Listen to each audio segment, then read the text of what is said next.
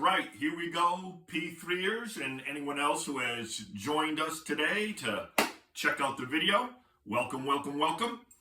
Now, today's kind of call it I don't know if special is the right word, but a special video because it's not linked too much to what we're going over right now in class, so much as it's linked to the month that we're in. So May is Mental Health Awareness Month, and that means a great deal to me. I'm definitely someone who embraces and tries to promote mental health in a hopefully a realistic manner, despite the fact that I use a lot of fiction in my teaching to try to make my points. So today we're going to talk about mental health, and I'm going to throw a little bit of what we call that process thinking in. If you remember, process thinking is from our unit on sports psychology, but I always told you, while we're doing sports psychology, sports is an activity. Therefore, anything that can help mentally the activity or hinder the activity of sports is a fair game to affect almost any other activity there is. So I'm going to use process thinking today just to give you an example of what I mean by that. Now, just going to take a little sip of coffee here. And if you notice, my mug says student tears on it. Student tears. And the punchline of the mug is, he's the mean teacher. He makes kids cry. He collects their tears and he drinks them. But on a more serious note, student tears also has to do with mental health. I know so many students struggle with their mental health, and that struggle does produce very real tears that aren't the subject of jokes, but more the subject of how do we help move someone from point A to point B? What's the process that can help make that happen? All right. Now, before I gotta find a place for my mug, that'll work. To try to set the stage for talking about these things, I'm going to talk a little bit about myself right now. In the idea that I was diagnosed with depression and anxiety, which often run in what they call comorbidity. They tend to travel together. I was diagnosed with a generalized anxiety disorder and depression in my early to mid 30s. And since then, I've been on medication on 3 different occasions.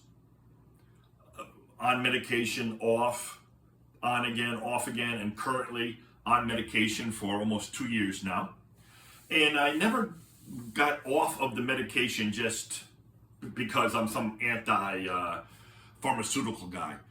It's more along the lines of, as I got diagnosed, as I took medications, and as I learned different, far more positive coping mechanisms for my depression and anxiety, I would go off the meds when I felt, and I would talk to my doctor, like, I'm feeling pretty good right now, and I can't tell if it's the meds doing it or my coping mechanisms, a little bit of both, and I would go off. I mean, I went off them once for, I want to say about 7 years, and then I went, nope, gotta get back on. The ice under my feet was getting a little bit thin. I could recognize it, and I could then go, listen, I need that assistance again. And then I would go back on, process again, and I'm back on them again. So it was never a decision made lightly. It was always a thoughtful conversation. Here's where I'm at. Here's what I'm feeling. So that was part of my process as I'm going forward through this. And I'm 54 now, so I've been navigating my anxiety and depression with assistance now for 20 years, which also got me thinking. When I was first diagnosed, I couldn't help but think backwards, because when I got the diet and I was really talking about it and getting to understand more, I was like, oh my goodness, there's that crappy decision from my childhood. Ooh, there's me pulling away from a situation that made me anxious, that maybe I should have tried to stick with. Oh, there's another lousy decision at the age of 19. Holy shit, what are you thinking? Well, you're thinking that you're trying to navigate life with undiagnosed anxiety and depression and doing the best you can. So I've learned to be a little forgiving of my younger self, and sometimes still get angry at my younger self. Like, man, what were you doing? But I did what I did, and I navigated the best I could. And unfortunately for me, withdrawal and isolation was a big part of my coping mechanisms when I was younger. Not healthy, but what I did. So there's that. Now, that also brings me to a point I want to make that for any student listening to this, any teenager listening to this, who's maybe shed some tears and you don't even know why, you just know you're crying, or you feel so empty and hollowed out, you feel like I should be crying, but I can't. There's nothing there. I feel utterly empty. That sucks. But at the same time, and this is going to sound a little awkward, like I don't know how to say it without sounding a little awkward, but on some level, good for you, not that you feel that way, but good for you that you're 16, 17, 18, and already trying to find help and navigate that. If you think about it, if you're 17 and you're addressing and actually getting help for mental health issues, you are 17 years ahead of me, because I didn't start until I was about 33, 34, maybe 32, but someone in there. You are literally your lifetime ahead of me in working on it, which I like to think can only mean by the time you get to 54, you'll be that much better than I am. And that's wonderful, and that's marvelous. In that, take the help seriously, be thoughtful, find compassionate people who will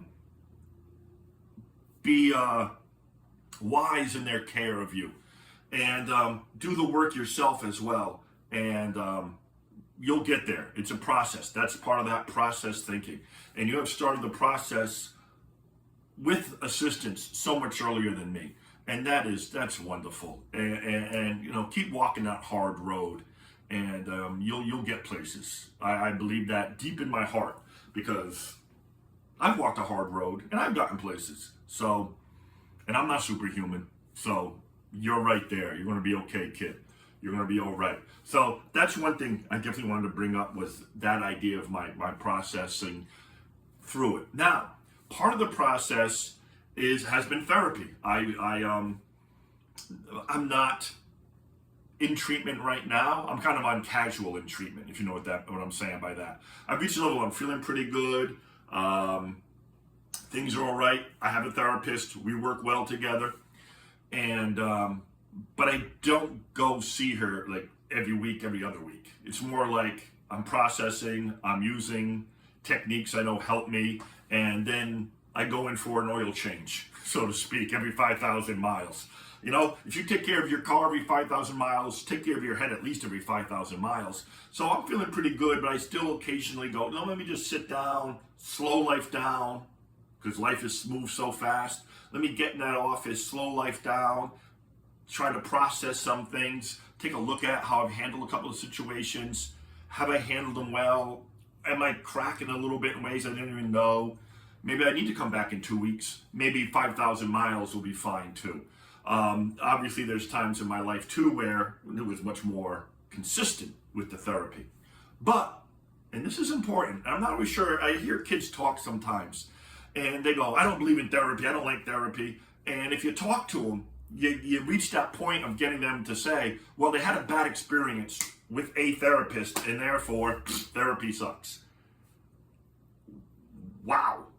Okay, slow down. Slow down. If you have a bad experience or you don't connect with a therapist, that means you didn't have a good experience with one therapist. You're not friends with everybody that you tried to be friends with when you were younger, and you're not friends with people now that you were friends with before. Relationships come, go, change. It has to be a right connection there. Therapy's very much the same thing, where it's two strangers meeting, and while it's a professional interaction, the relationship matters a ton in that room. Because what are you going to accomplish if you don't trust that therapist and that therapist isn't capable of building trust with you? And by the way, that doesn't mean they're a bad therapist or that you're a bad kid. It just means those pieces aren't coming together. My classes, I give you all that list of modern psychological perspectives, and it's 9 what we can call perspectives or schools of psychology. I remember going to a therapist once. Clearly, this person was from the behaviorist school of psychology. I very quickly was like, this is not going to be a good mix for me. I understand behaviorism. I know where you're going with this. I know the way you're talking to me might work great on someone who is more aligned with the behaviorist model of thinking and really looking at the world and the mind. That's just not me.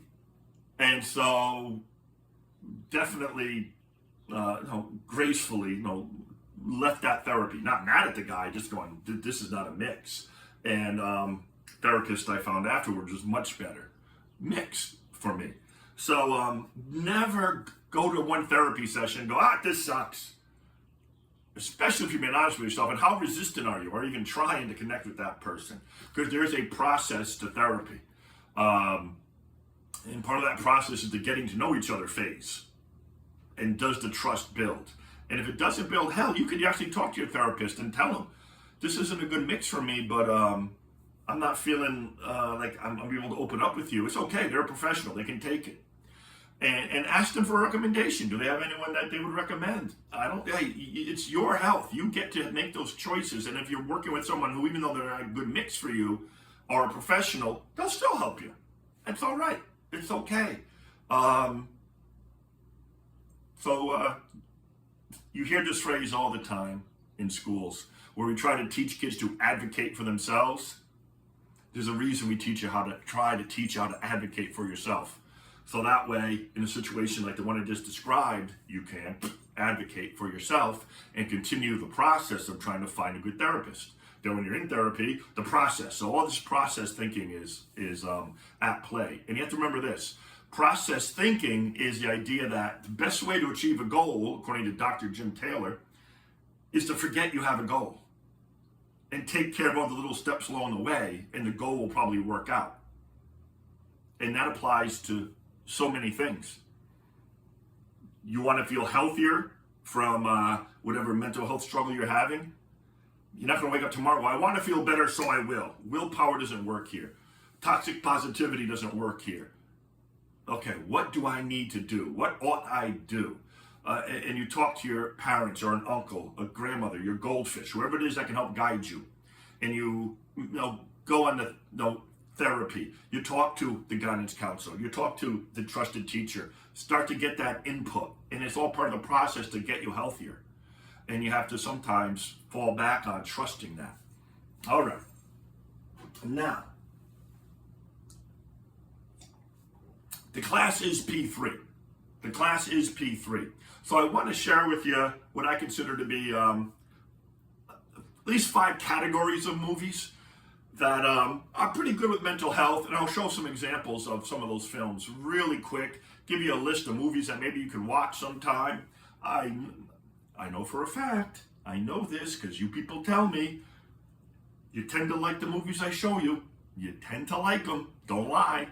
Therefore, if I'm giving you a list of movies to watch, there's a good chance you're going to like some of those as well. All right. Now, some movies are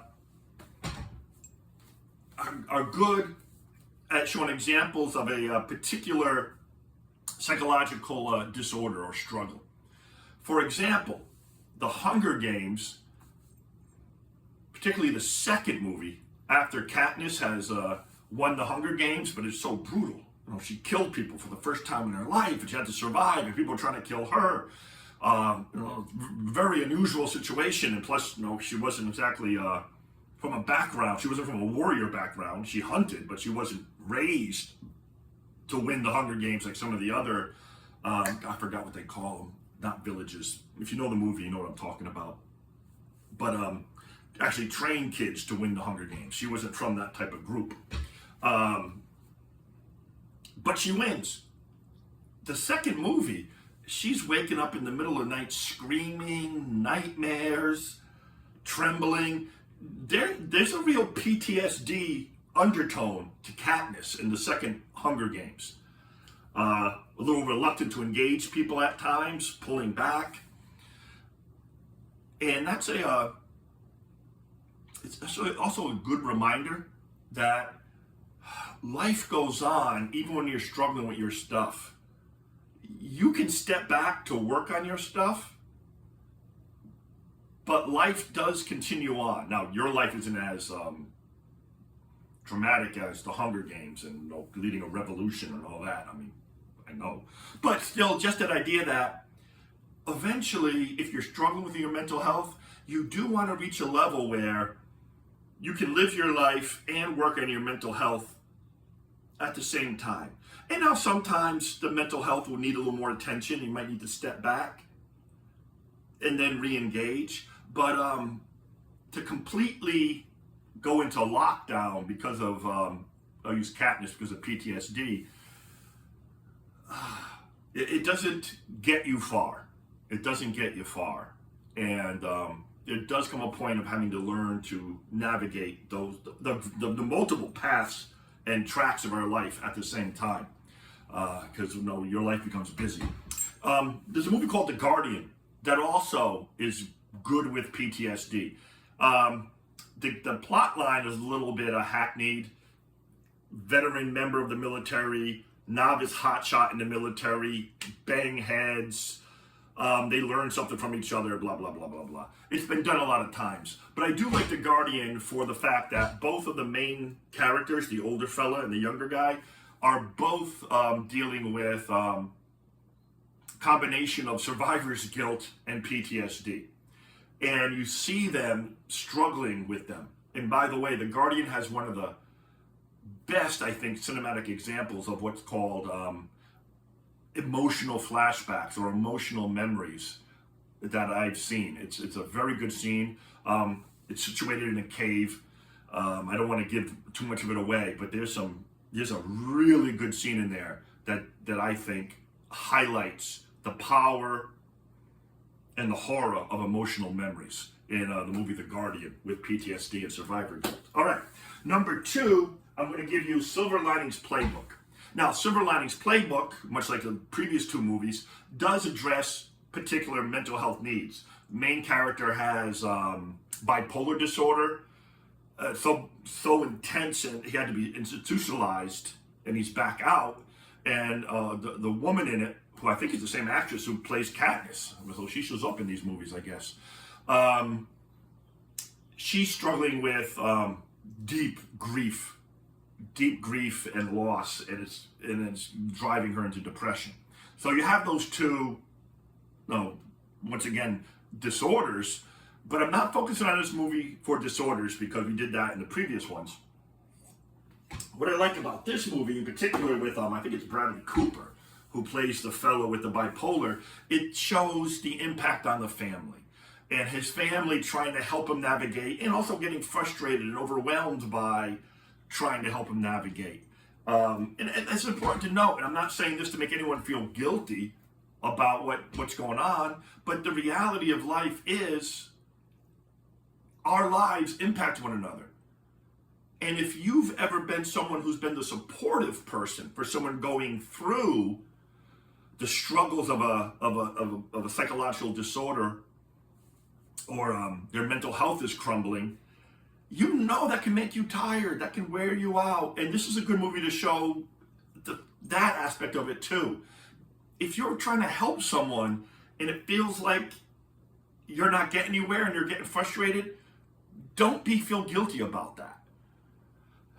You might need to take a deep breath. Like I said about, as you're trying to navigate that part of your life, you might need to take a breath, step back, muster your emotional, psychological, and I would say spiritual energies, and then re-engage. That's okay. Nobody's perfect. Nobody's perfect. you only have so much energy and patience to give, and sometimes you got to step back, reload, and try again. And I do like Silver Linings Playbook for the view of the family as well. All right. Next movie that I wrote down is It's a Wonderful Life, going back to 1946.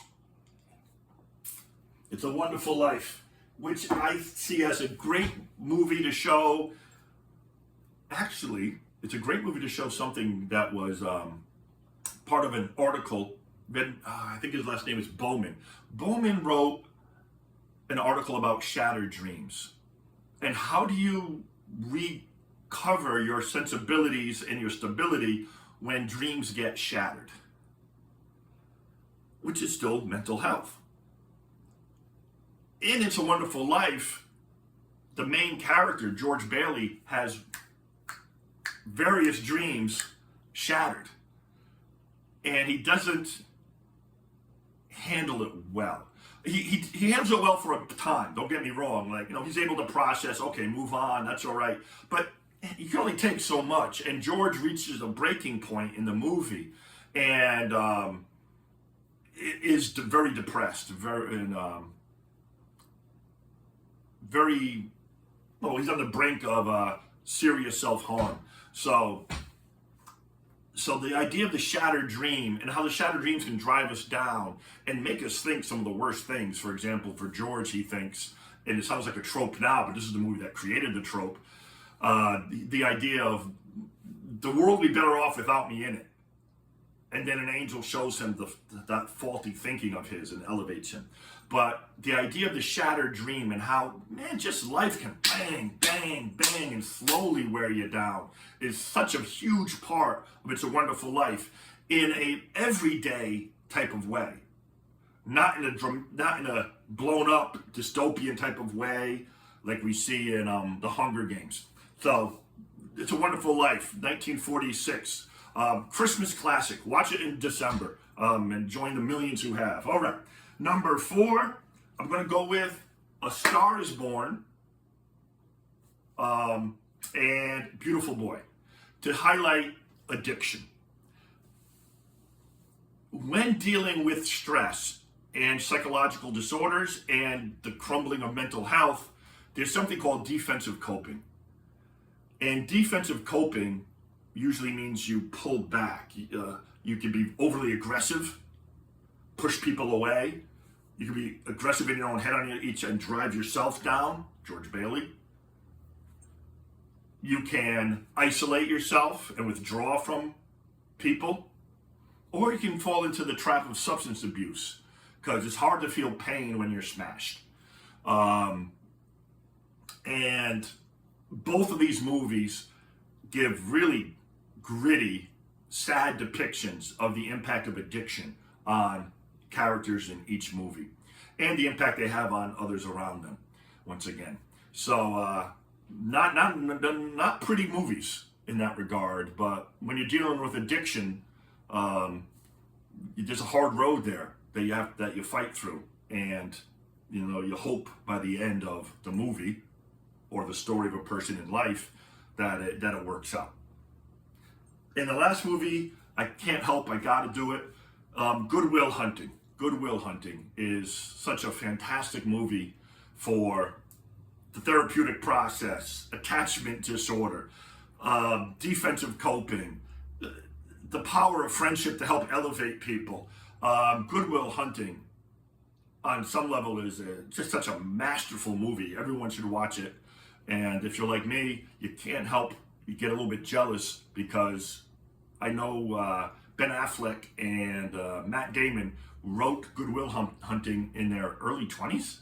Early 20s they wrote this masterpiece? I'm 54, I'm still bumbling through writing a paragraph. They're making entire movies that are spectacular. So the writer in me gets a little bit jealous of those two guys, but also tips the hat and goes, man, what a great job you two did. And it's a great job for any viewer who wants to watch a movie and feel a little bit uplifted by the message of it. So Good Will Hunting comes highly recommended from the P3 chair. All right. Now, obviously, all these movies, you'll see the characters, once again, that idea of going through a process. They have a goal.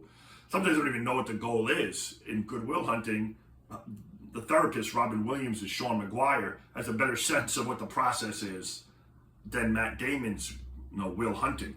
But he still slowly eases him along. And there's something about process thinking. And this is a quote that you folks heard when we were watching the Netflix documentary Loser, the Michael Bent, the miscast champion. At the end of that little 30-minute documentary, Miles Davis, the great jazz musician, was quoted. And Miles Davis said, "Sometimes it takes a long time to play like yourself. Sometimes it takes a long time to play like yourself." That's such an important message. If you're not where you want to be, if I'm not where I want to be with my writing, whatever have you, you know what? Sometimes it takes a long time to learn to play like yourself. And while you're learning to play like yourself, once again, get that compassionate care. Get the wise leadership. Be open and receptive to assistance while being aware if that assistance is what you need or if you need to look elsewhere.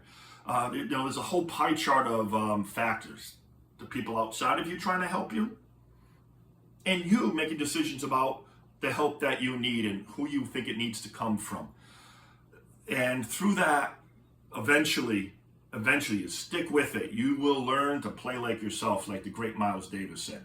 And I can't think of a better way to end this video than with that thought in mind.